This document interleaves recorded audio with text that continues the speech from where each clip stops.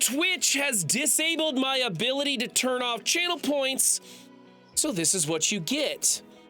All right, we're talking with Eradicator 5000 about their Crucible defense. Yeah, we're back to Crucible defenses again. We got a pretty decent lineup here. They're operating about 43 million TCP. He took some time off and came back, so he's missing some teams like the New Warriors for offense. We stripped out a little bit of this defense, and we took some stuff from offense, and we moved some stuff to offense, and we moved some things around. It's a little bit mixed up. Not trash. Oh, good Lord. Wow, that doesn't suck at all. Just gonna be a train wreck of an episode today. Here we go, let's just get into it. All right, room number 1 is the Infinity Watch. I'd like this to be bigger, but it always feels like a luxury build. However, the Infinity Watch is the cockroaches of Marvel Strike Force. They never seem to go away. So I'm gonna go ahead and give him an A for this, as he's not wasting anything. It's a decent enough defense. I'd like to see it up over 1 million so I can take a few more hits.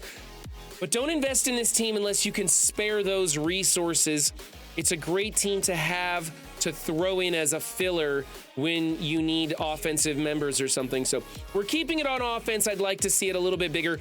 If you happen to have a Quicksilver built big, he can replace Moondragon rather than investing in Moondragon. Unfortunately, Eradicator doesn't have his Quicksilver built all that big. So this is what we've got. It's good enough. We'll leave it where it's at.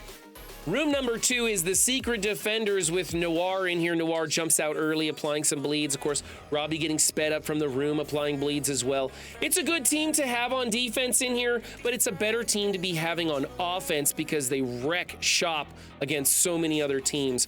However, I'd give this a decent enough grade for being a defense here in room number 2, except I would like the ISOs from Robbie and Photon to be switched. I think Photon should be a Raider, and even though Robbie just absolutely destroys and does tons of damage as a Crimson 3 Diamond, he's going to be giving himself a little bit more speed with that double tap applying the bleed of his own, not to mention his bleeds will have that much more damage as a striker. So A- for this team. However, we decided we're going to drop this whole team, move them to offense, and instead we're going to be placing Bishop, Phoenix, Pandapool, Logan, and Deadpool. Logan, of course, receiving some value from the bleeds of this room. Pandapool taunting and staying alive. Then you've got Bishop and Phoenix taunting as well. It gives lots of time for that Logan to get going and absolutely annihilate some fools. So we're going to go with that little hybrid team in here instead of this. Not a bad team for defense, but better on offense.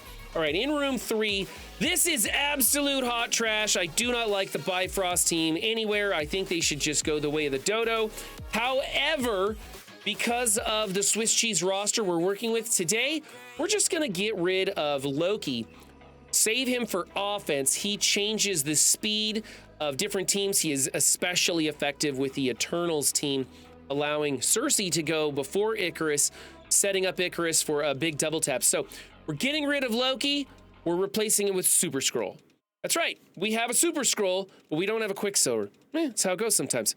Anyway, Super Skrull will have a good pairing because he'll have 2 villains, 2 heroes. We can use that Loki for offense. This team then goes from one of the last teams your opponents is going to worry about to probably a top 3 team that they're going to worry about because they're going to need to bring in something to deal with that Super Skrull. So that's what we like. The team might work better in other rooms, but this is where we're going to put it for reasons. Just keep watching. We'll get there. By the way, make that Super Skrull a Raider because there's so many strikers on this team. The placement is going to be Super Skrull, then Vol, then Sylvie, then Teen Loki, and then Beta Ray Bill. All right, this was kind of a disaster. I think you're handing your opponents a victory and you're wasting your Loki. For me, this team is an F, but with Super Skrull in here, it moves up into the A tier range, a much better defense. All right, in room number 4, we have a nearly perfect team. The Spider Society with Black Knight. Black Knight carving away at some of the counters to the Spider Society, making it really tough for teams like Sinister Six to come in here. However, we want Pav to be a striker. Why? Because he will double tap into a vulnerable right off the jump and give the team 5% more speed. It's pretty useful. It doesn't seem to do a lot, but that niche little maneuver changes a lot of the mechanics of how counters go into this, how this team plays out. It can make a difference. He doesn't really need the focus boost. If you don't want to go striker, probably go raider because he's hitting a lot of targets on most of his attacks. But I think striker is the way to go, and so do the brilliant minds that help me collaborate on all these decisions that we make here today. Great team. I'm going to give this one an A-. Change that to a striker, and you get the A. Coming in at room number 5, hot trash. That's right. This is a waste to Emma. The Death Seed team is yesterday's news. Don't be building them. I mean, I guess you could build Archangel if you wanted to. He's still pretty good, but there is absolutely no reason to be building the rest of the team, and you can quote me on that. So get rid of this team, and instead, we're going to go with a simple Dark Hold with Dakin, Doken, or Sudoku. I don't care what you call him. It's Logan's son, or maybe it's Wolverine's son. I don't know. It depends on what timeline you're in. Time travel is really confusing for most people, but it's going to be Dark Hold and Dakin. That's what we want in here. It'll be a much better team. It's going to soak up a lot of hits, and that Dakin might actually be able to kill off somebody if you're lucky. All right, moving on to room number 6, our final room. This is a pretty decent build right here. It works. It's okay. We've got a great big Phoenix in here, and she's going to do some taunting as well as Rogue. But since we're stealing the Phoenix for that Bishop Phoenix Mercs for Money team back in room 2, we need to replace her with something, and Sunspot is our guy. Sunspot's going to give offense up on spawn to this team, and this team's going to be using their ultimates a lot, being it's in room 6. So you're going to get a lot of value out of that offense up.